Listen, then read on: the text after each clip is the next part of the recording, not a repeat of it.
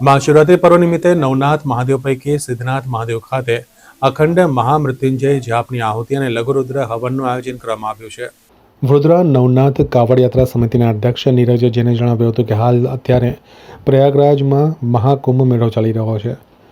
અમે જ્યારે પ્રયાગરાજથી કાશી ગયા ત્યારે કાશીના મંદિરમાં અખંડ મહામૃત્યુંજય જાપની આહુતિ આપી હતી।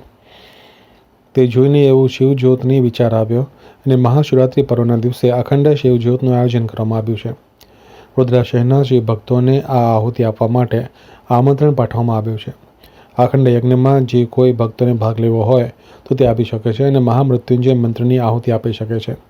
અહીંયા આહુતિ આપવા માટે સામગ્રી પણ આપવામાં આવશે। 24 કલાક યજ્ઞમાં ભક્તો ભાગ લઈ શકશે। યજ્ઞકુંડ પાસે ખાસ પ્રકારનો એક શેડ બનાવવામાં આવ્યો છે। આગામી દિવસોમાં નવનાથ મહાદેવમાં પણ આ પ્રકારનું આયોજન કરવાનું વિચારી રહ્યા છે। આ યજ્ઞ શિવરાત્રિના દિવસે સવારે 10 વાગે શરૂ થશે। નવનાથ મહાદેવ એ વડોદરાના રક્ષક દેવ છે। 2014થી નવનાથ મહાદેવ કાવડ યાત્રા સમિતિ દ્વારા નવનાથ મહાદેવની કાવડ યાત્રા 37 કિલોમીટર નીકળવામાં આવે છે અને શિવરાત્રિ પર કંઈ ને કંઈ કાર્યક્રમ અમે કરતા આવ્યા છે। આ વર્ષે જ્યારે વિચાર આવ્યો કે અમે જ્યારે કાશી ગયા અને સાથે સાથે મહાકુંભમાં બધાએ દર્શન કર્યા પછી બધાને એક વિચાર આવ્યો કે ભાઈ કાશીમાં જો અખંડ ધોળો હોય તો વડોદરામાં કેમ નહીં, કારણ કે વડોદરા કાશી પછી સૌથી વધારે દેવાલયો શિવાલયો વડોદરા શહેરમાં છે। એટલે વડોદરા આમ જોવા જઈએ તો વિશ્વામિત્ર ઋષિના વખતની છોટી કાશી તરીકે ઓળખાય, એટલે વડોદરામાં પણ આ થવું જોઈએ। એટલે વિચાર કરીને અમે શિવ યજન શિવના અનુસંધાનમાં એક યજ્ઞકુંડ શિવ જ્યોત અખંડ મહામૃત્યુંજયના જાપથી પ્રગટાવવાનું નક્કી કર્યું અને વિચાર કર્યો અને પછી સિદ્ધનાથને શરૂઆત કરવાની, કારણ કે સિદ્ધનાથ મહાદેવ એ છે કે દરેક આત્માને જીવને શિવ તરફ જવું હોય તો પહેલાં પોતાની આત્માને જીવનને સિદ્ધ કરવું પડે, એટલે સિદ્ધનાથ મહાદેવ।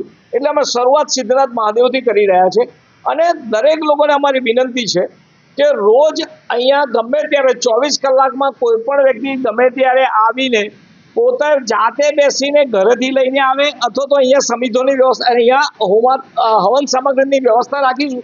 દરેક જણ આવીને પોતે અહીંયા આહુતિ આપી શકે।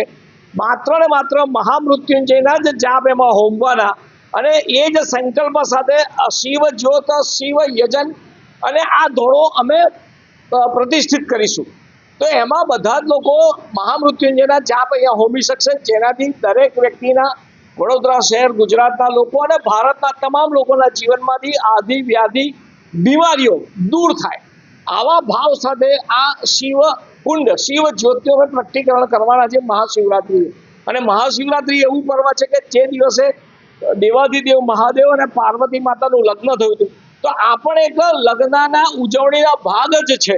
તો બધાને જ મારી વિનંતી છે, વડોદરા શહેર નવનાથની નગરી છે, શિવની નગરી છે, મારી બધાને જ વિનંતી છે કે આવો આપણે સૌ સાથે મળી આ શિવ યજન શિવ જ્યોતના પ્રગટીકરણમાં રહીએ અને આપણી પણ એક આહુતિ મહામૃત્યુંજયની આપણે એમાં આપીએ।